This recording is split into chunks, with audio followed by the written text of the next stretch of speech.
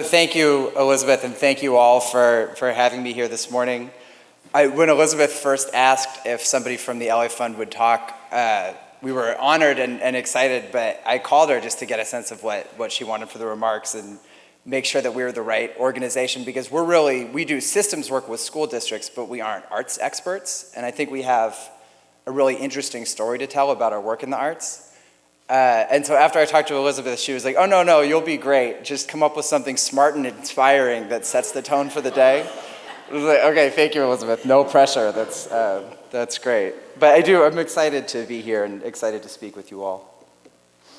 So the LA Fund was set up about 5 years ago. We were set up really in partnership with LAUSD to be a mechanism for philanthropic dollars to come into the school district, but we could still be autonomous and separate enough that we could have some flexibility to be innovative and do different work. We were set up in partnership with LAUSD, but we're now doing work with other school districts all over LA County. We run a number of different programs. We have a program called Girls Build LA, which is an empowerment program for young women. Student Challenge, where we ask them to identify the issues that they see as being really difficult, and then we give them grant dollars to actually implement solutions.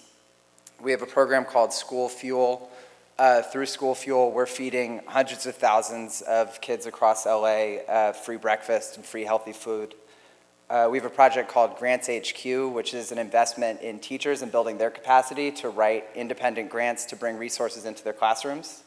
And we have a project called the Intern Project, which is placing deserving students in really interesting dynamic jobs the summer before their senior year of high school. So we have students working in different independent production companies. We have students working in engineering at SpaceX, but really cool opportunities. And then, of course, the reason that I'm here today is because of our program called Arts Matter. And so Arts Matter had a dual approach.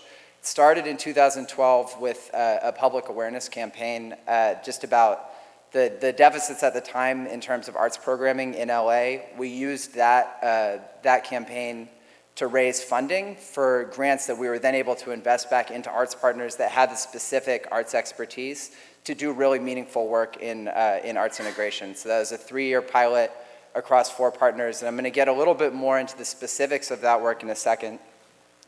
But first, I just want to think a little bit about how the LA Fund came to arts in the first place. So like I said, we aren't arts experts, but we are systems experts, and we look for sort of this integration of 3 factors when we think about the kind of work that we can do. And so one, we look for need. And so around the time the LA Fund was set up, I'm sure many of you, especially those of you with a lot of experience in Los Angeles, remember just the dire straits that LAUSD was in terms of arts programming. It was just, there were dramatic cuts to staffing. Services at the school site were were almost non-existent. So there's just tremendous need in terms of getting arts resources to students. We also felt like we had the potential for resources lined up to do work in the arts through a third-party philanthropy group that was working really closely with the superintendent at that time. So all of a sudden there was this movement where we had this tremendous need. We thought we had some resources. And then at this time also, then school board member Nuri Martinez had put together the Arts of the Core resolution, which was intended to help the district get back to some of the earlier staffing levels and funding levels for partners, and also really emphasized arts integration as a core tenet of that resolution. And so that resolution was adopted and passed by the school board, which meant we had this sort of top-down systems level support. And so with that sort of trio of things, we got really excited about the opportunity to do something to do arts program generally. And then started to focus a little bit more on arts integration specifically as a piece of that. And so one, as thinking about systems work, what we were looking at for arts integration is that it really was called out and prioritized as a district policy. So we knew we had some top-level buy-in, which makes a big difference in terms of sort of activating momentum around programming opportunities. Arts integration has a number of different academic benefits, but some of the things that we saw were generally increased student engagement, in addition to all the things making sort of core content more accessible and reinforcing core learning. And then it also just had demonstrated efficacy with students like Los Angeles, that students in Los Angeles, so culturally diverse, racially diverse, high levels of free and reduced lunch. But so all of these things, we really saw arts integration as an opportunity for us to really provide value. And then, of course, the funding that we thought we had lined up to do arts programming didn't come through. And so we were left a little bit in the dark and had to pivot. And so some of the things that had been happening sort of in parallel tracks to our exploration around the arts is that we had received a commitment from CBS Outdoor Media and Clear Channel to provide free advertising space. And the idea was just like, do something positive, do something to raise awareness about needs in the district. And so we saw this as an opportunity to highlight some of the deficits in terms of arts programming in LA. And so we started to figure out, conceptualize some of the things we could do through different PR groups. We were able to get the attention of some artists. So we received commitments from Shepard Fairey and John Baldessari and Barbara Kruger, and we're able to activate some folks on Twitter. But we really, all of a sudden, had this idea for really meaningful campaign and access to public space to activate public awareness. And the idea is that we could use this campaign to generate funding that we could then invest back into district programming. So this is an example of the work that we did for from Shepard Fairey. You can see the mock-up of a bus. This is a poster of what he did for the campaign. He had a really cool idea. So he solicited input from students and asked for student work and then incorporated some of their concepts into the posters. So this is an example of the student work, that one of the student submissions that informed some of his design. This is from John Baldessari. So he had a Dream Big campaign. You can see this is a billboard of Tom Cruise on the right and John Legend. We had a number of folks. So Kathleen Kennedy, James Cameron had billboards. We also had some public officials. So Monica Garcia is a school board member, but she had a billboard up. We also had buses. And then this is the Barbara Kruger's work. Dramatic, emphatic language, as you can see in the billboards. But it was great, and ultimately we raised a little bit less than $1 million that we then had access to to invest in programming. So what we wanted to figure out in terms of our research is, so what does it take? What's the dosage of professional development that it takes for content area teachers to consistently utilize arts integration in their classroom? We also wanted to figure out best practices if there are consistent models for arts integration and arts integration professional development that we can use and then integrate into the district at scale. And then we were also interested in just cost viability. So we obviously live in a world of public education, and it's a resource-limited universe, and so just trying to figure out if there was some sort of model of cost viability. So we knew we wanted to do work in arts integration. We knew we wanted to do some granting and do some pilot work. But where we wanted to start first was having a better understanding of district policy priorities. So we worked with the district on the front end to get a sense of really what they wanted to see with arts integration, what the opportunities would be to do work with them at the district level, and then also get a sense of their other priorities. So we knew arts is one thing they were excited about, but there are other things that can inform a lot of how time is actually used in the school site level. So thinking about how to position this as an asset in terms of like dropout prevention or students learning English. But figuring out how to balance this as a part of a conversation with competing district priorities. We also, like I said, we're not the arts experts, but we knew there were folks out there that had the expertise, so we wanted to figure out who those partners were, where they stood on arts integration, and how to best collaborate with them. So we held a series of convenings with district folks and with arts partners, some of whom are here, and then we figured out an RFP and opened up an RFP and ultimately identified 5 grantees, but four for the pilot program. So working with a group called Urban Arts Partnership, worked with the Getty. It's part of the reason why we're here today, which is so exciting. Worked with CalArts and the Music Center. And then we also funded LAUSD to do some modeling around what it would look like to actually implement the Arts of the Core resolution. So again, this is coming back to this idea of this integration of school site work and school site pilot programs, but also sort of top-level systems work. And so we had these 4 pilot programs with our partners, and they were all really different in terms of the actual arts that were being used, but there were some core similarities. So we had partners doing work with dance and theater, partners that were doing arts integration with visual arts, partners that were doing film, but so really diverse in terms of pedagogy.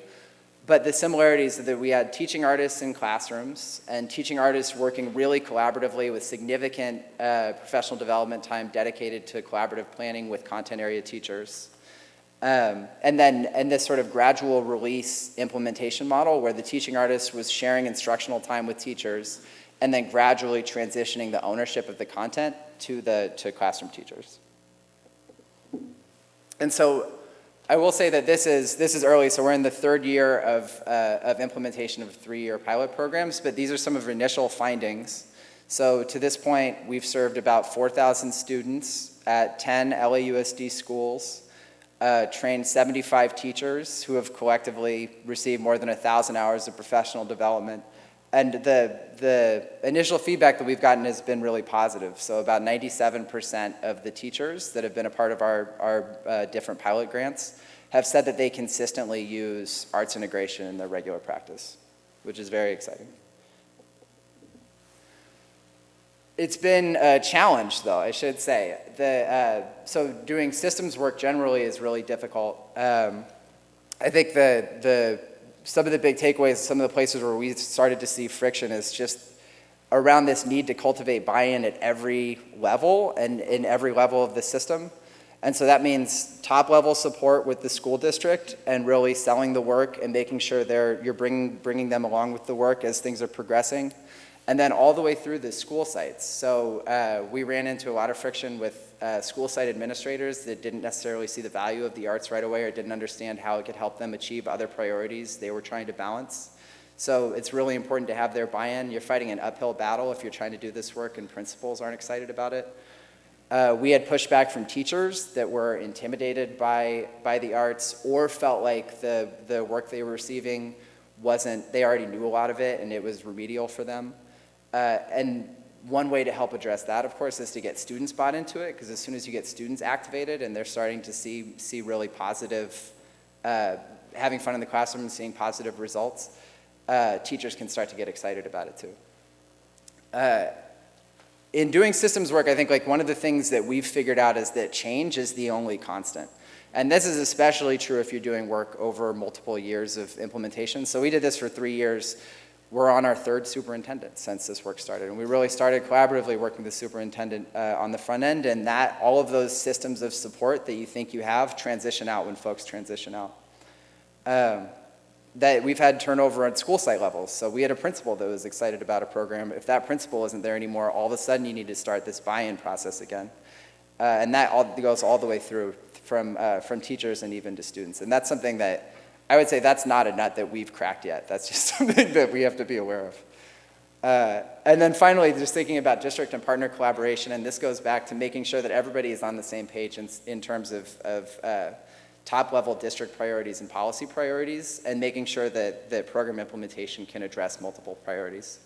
So that's some of the systems level ideas, thinking about the roadblocks in the school site that folks have run into, really demonstrating the value add for teachers. So I talked a little bit about this, but with the arts specifically, we had teachers that gave us a lot of partners a lot of pushback around being intimidated by the arts, feeling like they weren't good enough artists to be able to translate this into a way that students would respond to. Teachers that were intimidated by vocabulary, students that were intimidated by vocabulary. So making sure that they see the value add. And then, of course, on the other end, we had partners that were working with art schools and felt like, and doing sort of professional collaboration between art schools and schools that weren't as advanced in art and weren't as comfortable with the arts, making sure that we were really calibrating and demonstrating value add for both teachers that had some capacity and teachers that this is newer to. Planning time is at a premium. Like to do this work effectively, the kind of stuff that we were doing, you need to have collaborative planning time with content area teachers and teaching artists. But it's really hard to come by. Schools are always moving things around. There are always different competing priorities for time. And making sure that you have some administrative buy-in so that they can prioritize time for teachers is hugely important. And then one of the things we saw is that once teachers started to get excited about this work, they were really hungry for more resources. They wanted more content, they wanted more lesson plans. So once they saw that it worked, it was activating for them and empowering for them, and they wanted more. So as we're thinking about our next steps in terms of arts integration and in terms of our arts work generally, I think like the few things that we want to point to are really maintaining this top-level buy-in, maintaining an awareness of district priorities and how this kind of work can help facilitate meeting a lot of them.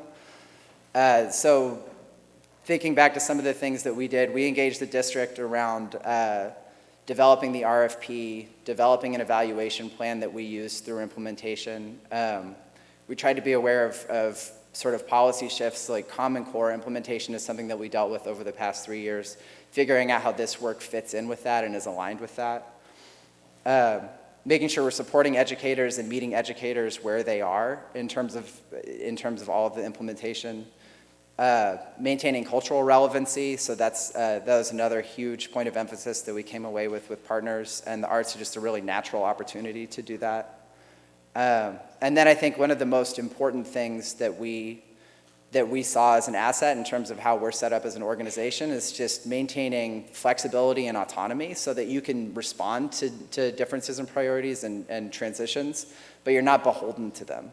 So being able to pivot and change the work to make sure that you can achieve the outcomes that you want to in the end.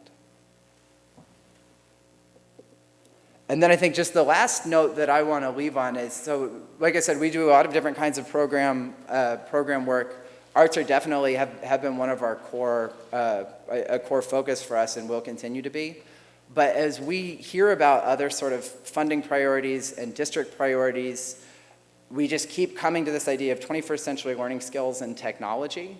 And so here I have pictures of students that we had going through our arts work and also students that participated in our Girls Build LA program.